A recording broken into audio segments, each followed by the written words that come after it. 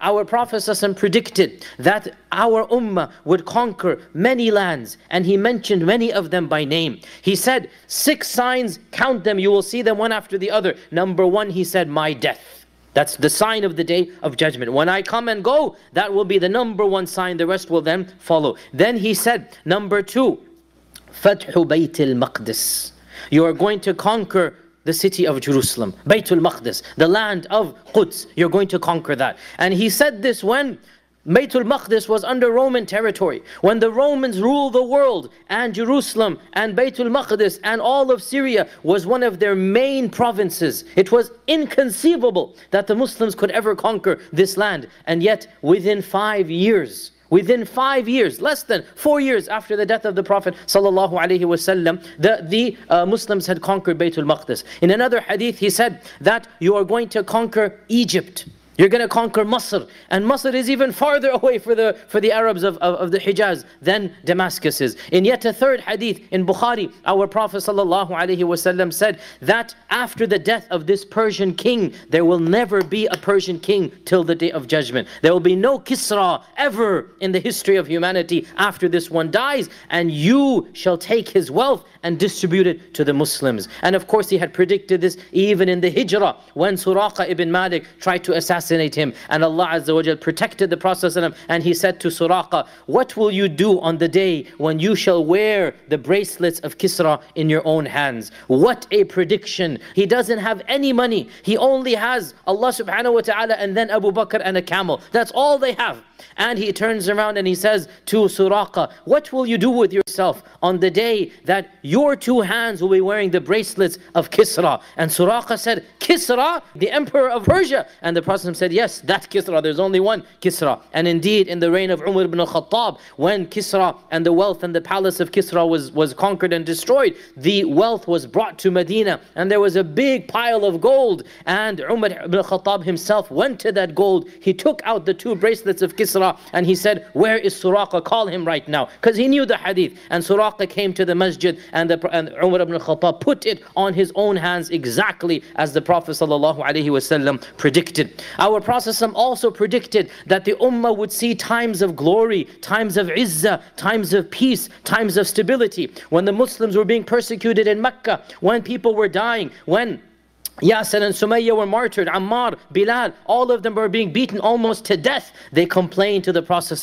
They said, Ya Rasulullah, ila mata, for how long do we have to bear this? And the Prophet stood up, and he was agitated and irritated. And he said, Wallahi, a time will come soon. Just be patient. A time will come soon when a young lady who has no protection other than Allah subhanahu wa ta'ala will be able to go from Hadramaut to Sana'a. And these are 2 distant lands in Yemen, right? They're in Mecca right now. And the Islamic land will become so stable, 2 faraway cities. She will go with her sheep, with her cattle, with her flock. And the only thing she's going to be scared of is a wolf attacking those sheep. She's so safe and secure that she's not worried about any robber, anybody going to harm her. She's traveling by herself in the middle of the desert. That will be the political stability of the ummah. And wallahi, we have seen that stability for how many centuries. We also know from the predictions of our Prophet ﷺ that the ummah will see financial wealth, financial stability. Our Prophet ﷺ said that I am not worried that you will be poor.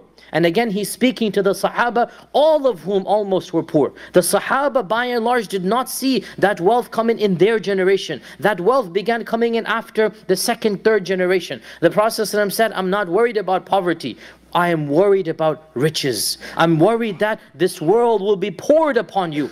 I'm worried that you will compete with one another to see who is the more richer. And he said, every ummah Allah has tested with one major trial, and my ummah Allah will test it with money. And he said this to a people who had no money, to a people whom their whole lives they're living poor lives. And our Prophet predicted that there will be plenty of money of this ummah. Also in the hadith of Jibreel we just mentioned, our Prophet said that desert Bedouins, naked and barefoot, they're going to be competing with one another to build taller and taller buildings. And wallahi, we see this in front of our eyes in the Middle East, in the Khalij. This is exactly what we see, that the princes and the playboys and the rich people and the rulers there, each one of them, each emirate and each kingdom is vying with the other, that I'm going to build a taller building. And then the other kingdom says, no, I'm going to build a taller. Wallahi, we see this in our own lives. And these very people, I remember I myself saw a video of one of these princes giving a documentary here in America, and he said, I remember when I was born, we didn't have running water in our house and we didn't have shoes to wear. I heard it with my own ears. And as soon as he said this, the hadith of Jibreel came to mind. That's exactly what our Prophet ﷺ said.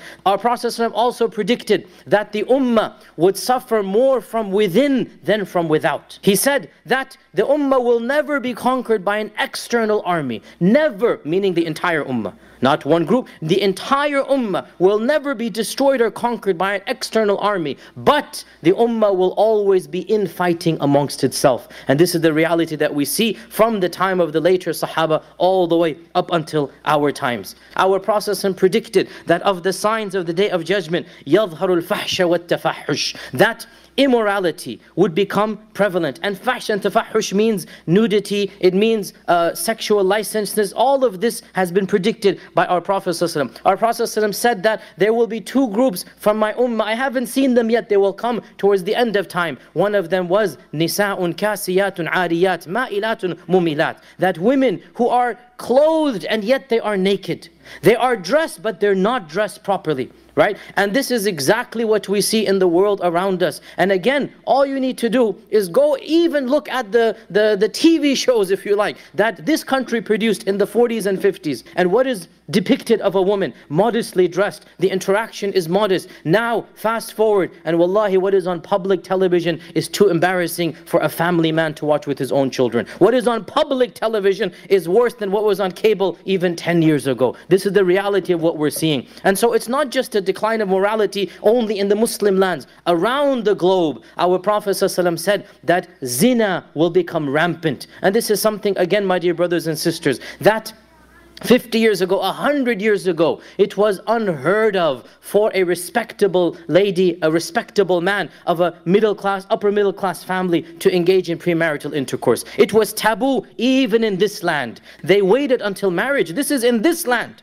How about now, where it is abnormal for a young man and woman of this country not to sleep with one another? It's abnormal. The statistics are shocking.